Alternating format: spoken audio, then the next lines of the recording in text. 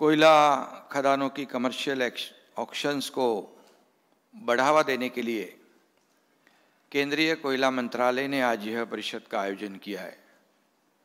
इसलिए मैं सबसे पहले फिर एक बार आदरणीय केंद्रीय मंत्री प्रहलाद जोशी जी का तहे दिल से स्वागत भी करता हूँ, अभिनंदन भी करता हूँ और उनको शुभकामनाएं भी देता हूँ। यहाँ पर कोयला भले ही काले रंग का हो, लेकिन उसके बारे में जो व्यवहार होगा वो पूरी पारदर्शिता से होगा, स्वच्छ होगा। ऐसा ही हमारे आदरणीय प्रधानमंत्री जी का भी सपना है और उनका काम भी वैसा ही शुरू है। और इसलिए इस सेक्टर को आगे बढ़ाने का जो सपना है आदरणीय मोदी जी का, उसे आगे बढ़ाने का काम हमारे प्रहलाद जोशी जी कर रहे हैं। ये बहुत ही अच्छी बात भी है, हमारे डेवलपमेंट के लिए अच्छी बात है। और कोयला जो खदान ऑक्शन को जो प्रतिसाद जो मिल रहा है, वह भी आज इस कार्यक्रम में आपकी उपस्थिति जो बड़ी पैमाने पर है, ये दोनों चीज़ें मोदी जी के सरकार के दृढ़ संकल्प पर जताया गया एक विश्वास है, ऐसा भी मैं कहूँगा। हम सभी को मालूम है ऊर्जा उत्पादन में कोयले की भूमिका कितनी अहम है। ऐसी स्थिति में मुझे पिछला साल याद आ रहा है, गए साल देश कोयला संकट से जूझ रहा था। अगर वह संकट अगर बढ़ता तो ऊर्जा उत्पादन में बाधा आ सकती थी और कई कठिनाइयों का सामना भी करना पड़ता था। लेकिन हमारे केंद्रीय मंत्री प्रहलाद जोशी जी ने एकदम कर्मठता से उसका मुकाबला भी किया, कुशलता से सामना भी किया और उन्होंने उस वक्त देश को भरोसा दिलाया कि जितने भी कोयले की ज़रूरत होगी कोयला मंत्रालय उसे उपलब्ध करेगा, और उन्होंने करके भी दिखाया। इसलिए मैं उनको धन्यवाद देना चाहता हूँ। मोदी जी की सरकार ने इस प्रश्न पर जो प्रोग्रेसिव विजन उनकी थी, उस वजह से यह संभव भी हो पाया है। आधुनिक नज़रिया और उसी से अनुरूप कदम उठाना, इस स्ट्रैटेजी के बलबूते पर कोयला मंत्रालय चल रहा है, वो देश के लिए बहुत फायदेमंद साबित हो रहा है। श्री जोशी जी ने कुछ महीने पहले महाराष्ट्र में बंद पड़े हुए 20 खदानों का नए सिरे से शुभारंभ भी किया है, जो देश को कोयले की सप्लाई बढ़ाने में आज बहुत ही मददगार साबित हो रहा है।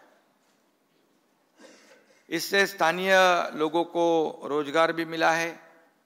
कोल इंडिया लिमिटेड ने लगभग गए 5-6 महीनों में 207 मिलियन टन कोयले का उत्पादन कर नया रिकॉर्ड स्थापित किया है। ये भी बहुत गर्व की बात है। ये देखकर कोयला मंत्रालय ऐसे ही यश पथ पर चलते रहेगा और एक दिन अपना देश कोयला एक्सपोर्ट करेगा, ऐसा भी विश्वास करने में कोई हर्ज नहीं है। क्योंकि अगर ऐसा ही काम चला तो निश्चित रूप से इसमें भी कामयाबी मिल सकती है। हम सब जानते हैं कि आज कोयले की मांग बहुत बड़ी है। हम कोयला बाहर देशों से भी कई बार इंपोर्ट भी करना पड़ता है। ये जरूरत ध्यान में ले तो अगले 30-40 साल, जैसे अभी मंत्री जी ने कहा है, निश्चित रूप से कोयले की मांग जो है वो बढ़ती रहेगी।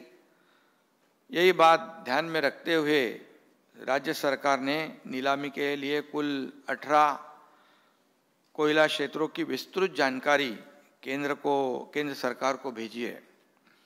अब तक 10 कोयला खनन क्षेत्र में एक बहुत ही अहम मुद्दा 10 कोयला क्षेत्र प्राइवेट इंडस्ट्रियलिस्ट को अलॉट किए जा चुके हैं। यह बताते हुए भी मुझे खुशी हो रही है, कोयला खनन क्षेत्र जो है एक बहुत ही अहम मुद्दा इसमें रहता है भूमि का अधिग्रहण, लैंड एक्विजिशन और उसका कंपनसेशन। लैंड एक्विजिशन में तेजी लाने के लिए राज्य सरकार ने कुछ साल पहले लैंड एक्विजिशन एवं कंपनसेशन की दरें निर्धारित की थी। भारत में केवल महाराष्ट्र राज्य ने एक्विजिशन की कार्रवाई अच्छी तरह से हो, इसके लिए प्रावधान भी किया है।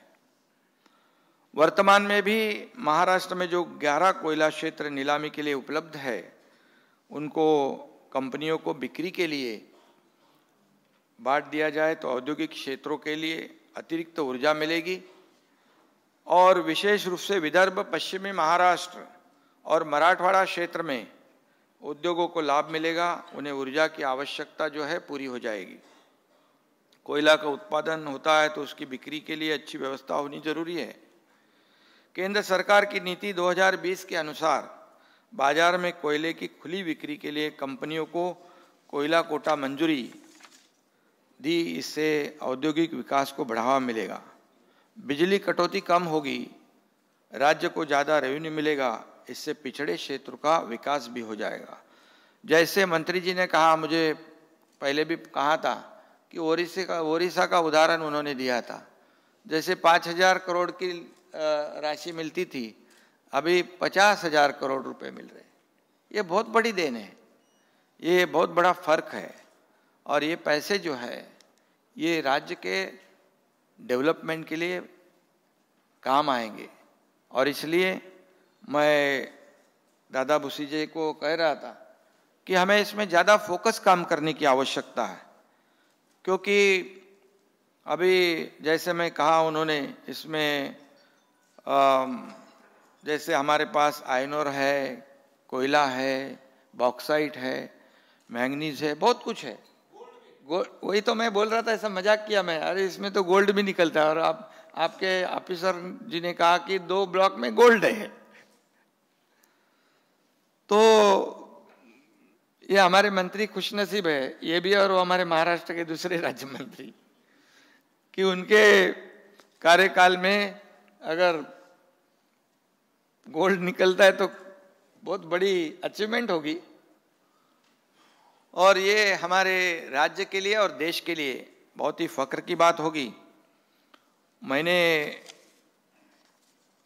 जब पिछली सरकार में मैं था तो गढ़चिरौली का मैं गार्जियन मिनिस्टर था और वहाँ पर सुरजागढ़ है, सुरजागढ़ में माइनिंग है, लेकिन वहाँ माइनिंग शुरू ही नहीं हो रही थी। तो मैंने कहा भाई वहाँ पर इतनी विपुल खनिज संपत्ति है तो हम शुरू करते हैं, क्यों नहीं करते। कुछ प्रॉब्लम आ रहे थे, कुछ बता रहे थे, कुछ प्रॉब्लम सुना रहे थे। मैंने बोला बिल्कुल नहीं, हमें शुरू करना है। और मंत्री जी आपको मैं बताऊंगा कि वहाँ पर अभी माइनिंग शुरू है, 5 से 10 हज़ार लोग वहाँ काम कर रहे हैं और उसमें बहुत ही दर्जेदार जो है आयरन ओर जो है वहाँ डिपॉजिट है और वहाँ देश का सबसे बड़ा स्टील प्लांट हम लोग खड़ा कर सकते हैं और उसकी भी तैयारी हम लोग कर रहे हैं। वहाँ पर नज़दीकी कोयला, पानी और कनेक्टिविटी भी है। यहाँ अगर आपका भी सहयोग मिला तो बड़ा हम लोग स्टील प्लांट खड़ा करेंगे। अभी जो हम लोग नागपुर मुंबई जो समृद्धि हाईवे है, जो प्रधानमंत्री महोदय जी के कर कमलों से शुरुआत करने वाली है, उसे भी हम लोग गढ़चिरौली तक लेके जाने वाले हैं ताकि इसका फायदा हो। और यहाँ पर दानवे पाटिल साहब है, रेल की भी और कनेक्टिविटी भी इसके लिए बहुत ज़रूरी होती है। आपने कहा है कि दिल्ली में हम लोग आए और एक बैठक करें तो निश्चित रूप से इस सेक्टर को बढ़ावा मिलेगा। और इसी के साथ यहाँ पर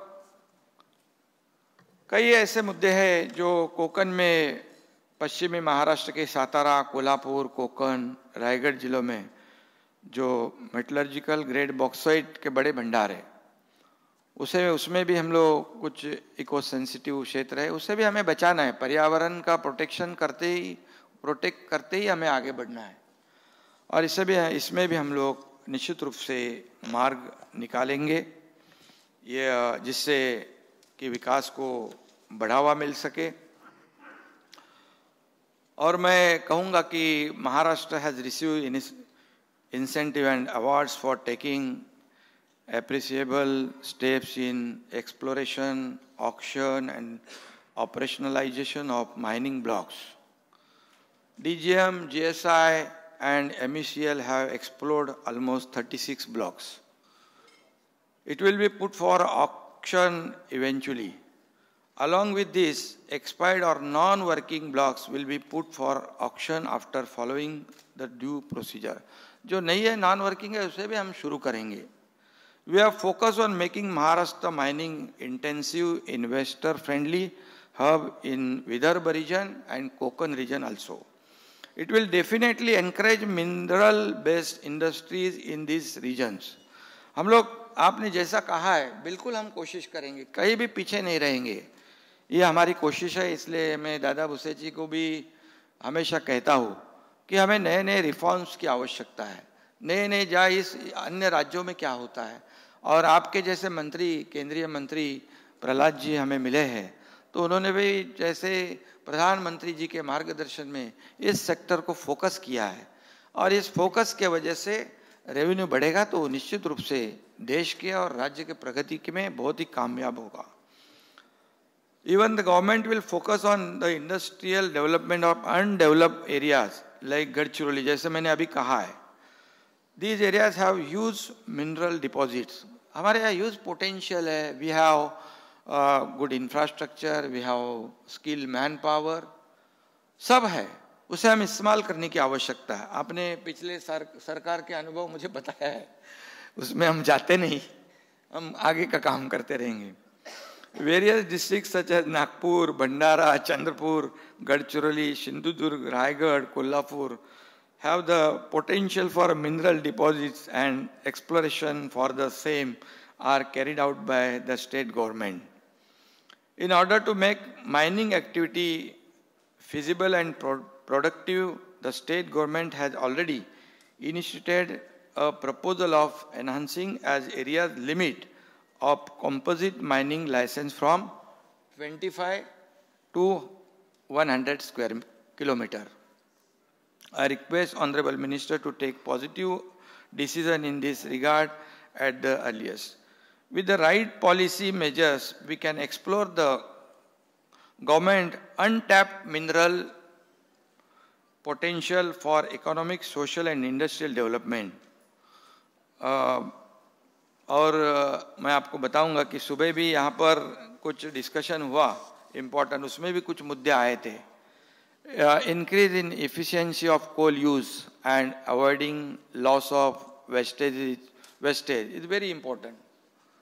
मॉडर्न टेक्नोलॉजी जैसे हम लोग ने कहा like blockchain models, artificial intelligence, GPS, GIS can be used for increasing efficiency for utilisation of minerals.